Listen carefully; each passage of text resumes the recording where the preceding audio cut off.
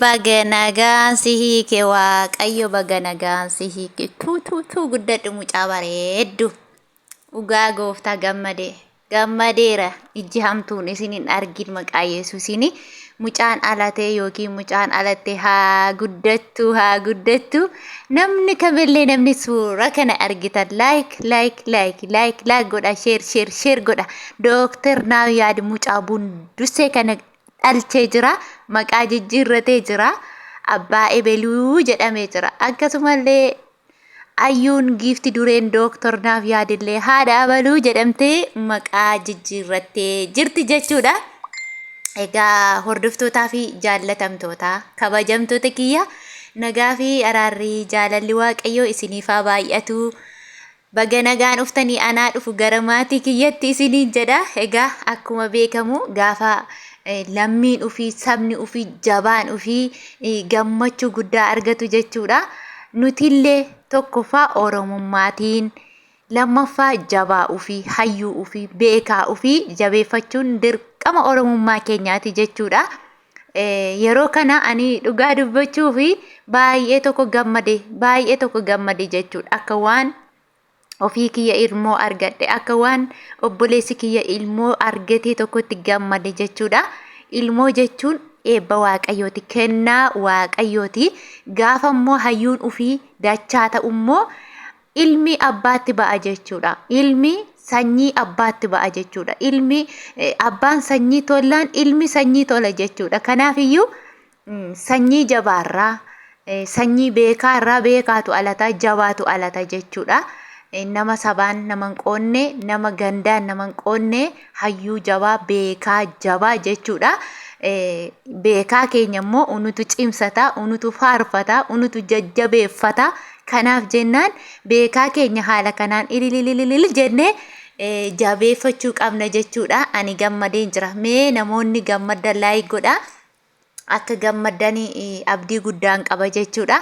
Egaa akkuma beekamu yeroo darbe Dr. naafyad Ayyuu waliin gaa'ela dhaabbate yoomittuu ilmoo argate kan jedhan jira. Inaaftota baay'ee jira. Egaa otumaa mortuu hortuun hortii jedhamitiire namni tokko waa'ee isaa gadi fageessee waa'ee isaa otoo hin beekin waa'ee namaa odeessa jechuudha.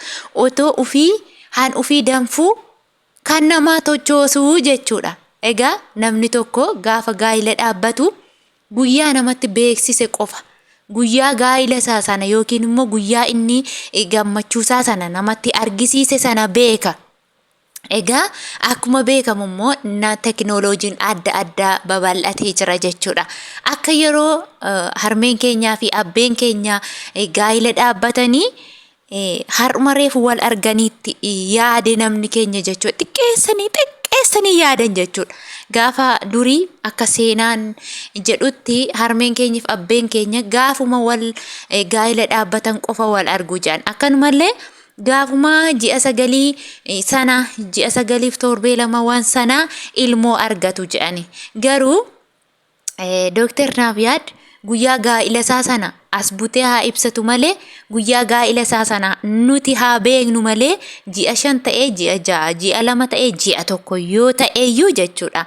Namni kun erga walitti dhufee hagam ta'e jennee itti fageessinee achi fageessinee yaaduu qabna. Waan yaadnu tokko asuma teessoo miti bar. Teessoo asii fuutee asuma keessa. Yaada garuu asii fuutee asin kaa'in. Kana booda maal gochuu qabda? Yaada kee gamatti fageessii yaadi. Karoora tokko gamatti karoorsii yaadi jechuudha. Gaafa karoorsite gaafa harkaan qabatte sana namatti mul'ifta jechuudha. Hayyaaddu immoo dursa fageessite otoo karoora harkaan qabattu sana namatti mul'isiin waan gochuu qabdu waan ejjechuu qabdu dursitee hojjetteetu booda namatti as baasta jechuudha. Kanaaf jennaan namoonni baay'een qeeqa adda kaastanii namoonni sanyii facaaftanii akka Dr. naafyaditti sanyii keessan daftanii warri akkasii bakka boqqolloo faranjii ta'ee otoo ga'iin biqilee moo maaloo bakka namni yaada adda yaada isaa ibsate jechuudha. Garuu anaan dhugaa dubbachuu yaada nama keenya ilaalcha nama keenyaa tokko komentoota nama tokko yeroon ilaalu waa'ee mana maa bukeessa jechuudha. Namni rafeen bulu bar otoo kan isaan bulchaatiin namaa bulcheessuudhaaf rakkata, otoo kan isaan qajeeliin namaa qajeelchuudhaaf rakkata jechuudha. Kanaaf jennaani osoo hin dubbatiin dura waa tokko beeka yaada. Wallaalee miti amma dooktar naafyad wallaalee dafee ilmoo argate miti. Gaafa isaa fi mijatetti, gaafa isaa fi dandahametti nama waan ta'eef guyyaa inni itti nama beeksise sanatu amma otoo unuuti mee ilaalame sabatti beeksisne akkas gochuu miti joo. Namoota baay'eetu bar dhoksee iddoo haatiin beeyne iddoo abbaan hin beeynetti dhalchee dhalee jira bar. Dubartootas yoo ta'e dhiiras yoo ta'e kaan hojiif bahee achumatti alee galuutu jira. Dhiirris dhaqee hojjedhee jijjiiramee dhufa jaa iddooma argetti jaallatee dhalchaa. Dubartiinis dhaqee hojjedhee dhufetti iddooma argitetti dhaltee walirratti gatanii baqatu. Inni kun simboo qabeessa argitanii. Inni kun immoo kan ayyuu wajjin wal beekan, kan ayyuu wajjin wal baratan waggaa dheeraas haa ta'u, waggaa gabaabaas haa ta'u. Jarri kun karoora isaaniitiin turanii jiru. Guyyaa karoora isaanii isaan guyyaa wal bira ga'an isaantu beeka. Eenyuyyuu immoo taanaan bara kana jaalala keessatti namoonni warreen beekumsa qaban warreen akkas ogeessa ta'an turuuti. Warrumti kaaniyyuu wanta ta'e godhu miti reesinii galagaa maal gadi fageessite jettaniin dubbatinaa malee gaanuma godhanii galu miti ree wanti taate haa taatu jedhaniitiin jechuudha. Innaa warri kun immoo itti yaadanii ittuma beekaniituma waan godhan jechuudha. Waan godhan sana keessatti immoo argachuudhaaf kan isaan godhan beekanii godhan malee wallaalanii miti. Namoonni kun namoota hin beekneyyuu hin qajeelchuu hin gorsu jechuudha. Wallaalanii godhan otoo hin taane beekaniima godhan nuu ta'a jedhanii karoora keenya keessa jira jedhanii itti karoorfatanii erga godhatanii baga waaqayyo isaanii laate, baga waaqayyo isaan gammachiise. Hedduu tokko nama gammachiisa.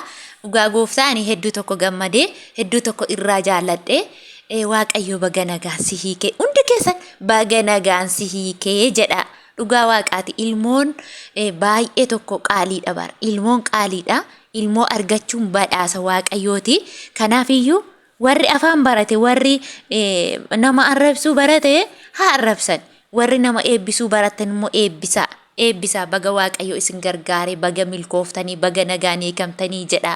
Dhugaa waaqayyo baay'ee namatti tola. Arrabni gaariin, afaan gaarii caala waan ta'eef arraba gaarii baafachuu barannu. Akkuma saboota warra kaanii mee saba warra kaan ilaala. Arrabni isaanii damma, waan dubbatan damma, waan jedhan walii gammadu, saba isaaniif gammadu, beekaa isaaniitillee jajjabeeffatu, faarsu baqa. Miidiyaarra fuudhanii faarfatu. Namuma ogummaa takka hin qabnellee faarfatu jechuudha. Kanaaf nutis beekaa keenya yoo faarfanne dooktara keenya yoo faarfanne waan nurraa fokkisu miti jechuudha.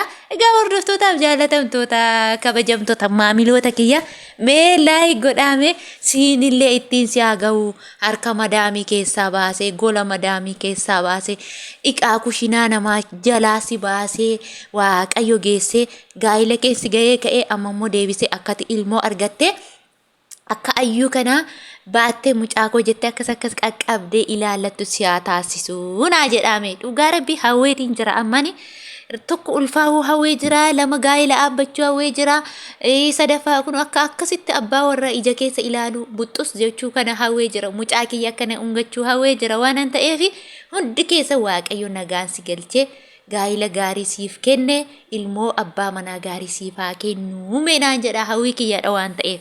Maaliifi afaan nama tokko eebba qaba, afaan nama tokko qalama qaba jedhu warri keenya dur.